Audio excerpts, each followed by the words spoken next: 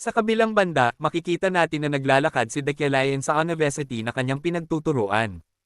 Iniisip niya na lamang na maaring mas lumala pa ang sitwasyon kanina kung hindi niya tatapusin agad ang usapan.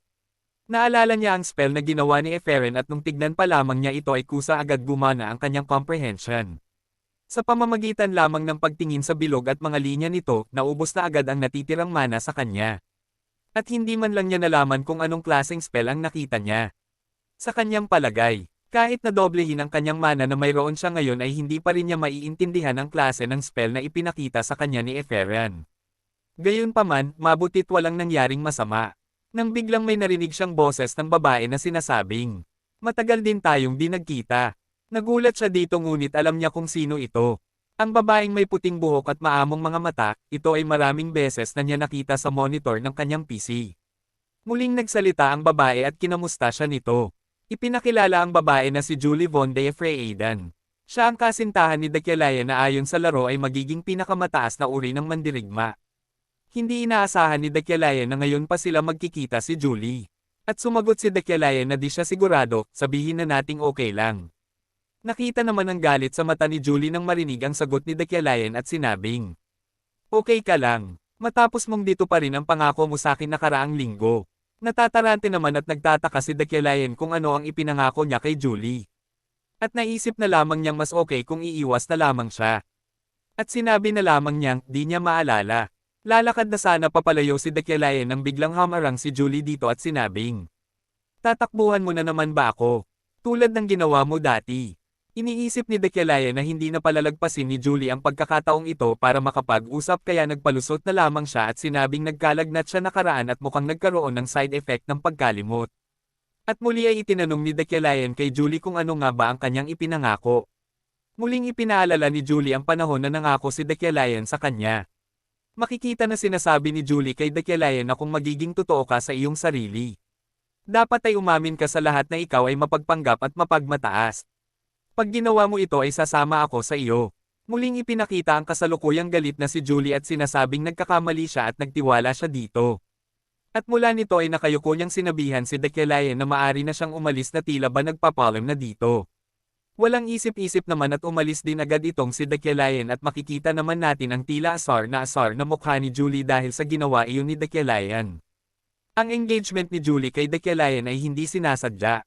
Muling pumasok ang alaala sa isip ni Julie nung una pa lamang silang pinagkasundo ng kanilang mga magulang. Si Dekelayan na talentadong mage. At si Julie na may talent din sa pandirigma. Ipinakita ang galak na lalaki at sinasabing sigurado sila na ang pagsasama nila Dekelayan at Julie ay magiging epektibo sa politika at sa kanilang lahi. Ang Yoklines at ang Freydens. Ang mga lahi ng dugong bughaw. Wala nang makakapigil sa kanilang pagsasama. Sa isip naman ni Julie ay okay lang ito. Dahil para naman ito sa kanyang pamilya. Kahit na hindi niya mahal si Dekelayan. Ngunit napag-alaman ng kani-kanilang pamilya na ang talento ni Dekelayan ay hindi totoo. At ito ay kanyang itinago. At pinagsinungalingan pa niya ang buong mundo at sinabi na siya ay isang henyon sa pagsusuri ng mga spells. Ipinapakita sa dyaryo ang ulat ukol sa pagbagsak ng isang whiz kid. Ang pinakabatang professor ng Magic Tower ay tinatayang walang progreso sa kanyang pagsasaliksik sa loob ng 3 taon. Matapos ng insidenteng ito, tumigil na siya sa pagpapakita ng kahit ano pa sa kanyang natapos. Sa kabila ng lahat, pinanatili ng Yoklins at ng Freydens ang kanyang lihim. Dahil ayaw ng dalawang pamilya na maging ugat ng usap-usapan. Ayaw nilang malaman ng mga tao ang kanilang kahinaan. Ngunit ito ay hindi na matiis ni Julie. Papayag siyang magpakasal sa taong hindi niya mahal. Pero hindi niya kayang tiisin ang mga kasinungalingang iyon. Yan ay ang paniniwala niya bilang mandirigma. Muling bumalik sa nakaraan. Sa eksena ng pangako, sinasabi ni Dekelayan na yun lang ba ang iyong hiling? Sige, gagawin ko ang sinasabi mo. Labis naman ang kasiyahan ni Julie sa narinig at sinabi na pumayag ka rin. At bumalik na sa kasalukuyan. Ang galit na si Julie ay may madiin na pagsabi kay Dekelayan.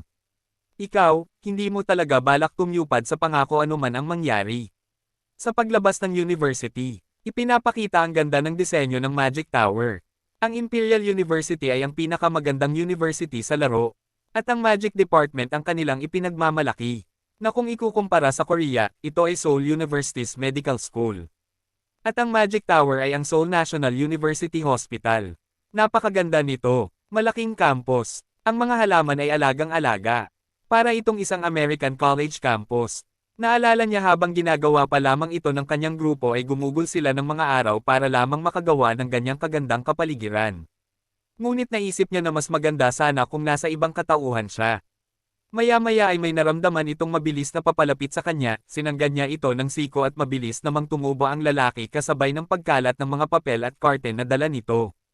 Mabilis namang humingi ng paumanhin ang lalaki at sinasabi niyang nagmamadali siya para makita ang kanyang professor.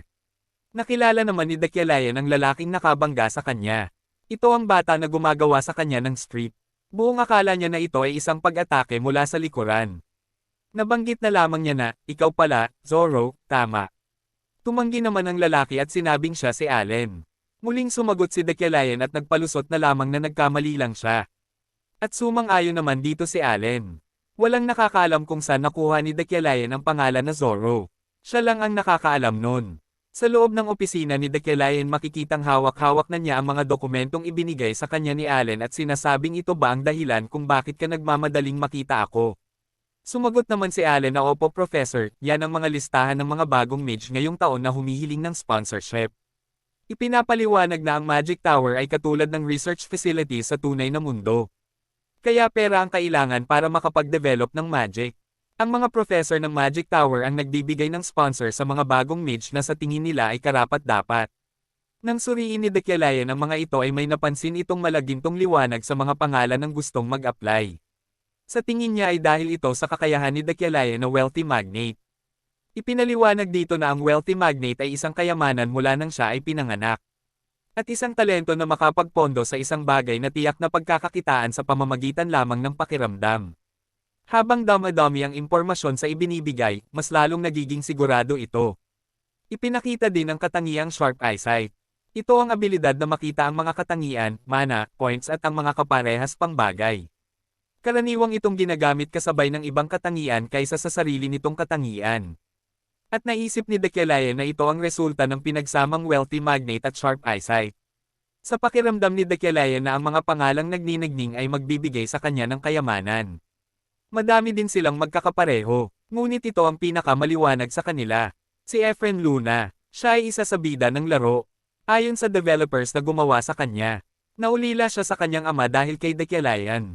Tinanong naman ni Dakialayan si Allen na kung bakit walang kahit na sino man ang nag-sponsor sa kanya. Sumagot naman si Allen na maaring natatakot ang lahat. Agad namang nainitindihan ito ni Dakialayan. At naisip niyang natatakot ang lahat na kung anong gagawin niya sa kung sino man ang mag-sponsor dito. Masyadong magaling si Efren para sa Magic Tower. Kahit di pa niya natatapos ang pag-aaral. Ngunit si Efren ay ang kaaway ni Dakialayan. Hindi, si Dakialayan ang kaaway niya. Kung hahayaan niya lamang na mangyari ang mga bagay na naaayon sa laro, malamang ay kamatayan din ang kanyang magiging katapusan. Ang kapalaran ng kontrabida. Ang buong mundo ay hinihiling ang kanyang kamatayan, bagamat, pag hindi siya napatay, ito ang nagpapalakas sa kanya. Sa buong laro, maraming paraan para mapatay si Dakialayan. Masiksak ng espada sa puso, matusok ng stick sa ulo, malason sa baso ng alak at maging masabugan ng bomba ng mga terorista. Kahit na sa anong paraan, ang katotohang siya ay mamamatay ay hindi ito mababago. Kung gusto niyang mabuhay, kailangan niyang ibahin ang kanyang mga desisyon. Ang mga desisyon na hinding-hindi gagawin ng original na Dakialayan. Makikita na pinirmahan niya ang dokumento at iniabot kay Allen. Inutusan niya si Allen na ipasa na ang mga dokumento. At nag-utos ito na ikuha siya ng ilang libro dahil mayroon daw siyang balak isulat bago siya umuwi. Sumunod naman si Allen at nagpaalam na sa professor. At si Dakialayan ay naiwan ng mag-isa sa kanyang opisina at nag-iisip-isip. Kailangan niya ng maraming pera para makaligtas. Karamihan ng kanyang kamatayan ay kayang malampasan gamit lamang ang pera. Ang pamumuhunan sa mage ay isang paraan para makakuha ng pera. Pero hindi ito sapat. Karamihan sa mundong ito ay gusto siyang mawala. Gusto nila siyang tapusin sa kahit na anong paraan. Kaya ang totoong paraan para makaligtas, ang tanging kailangan niya ay makalabas. Kaya, kailangan niyang maging malakas.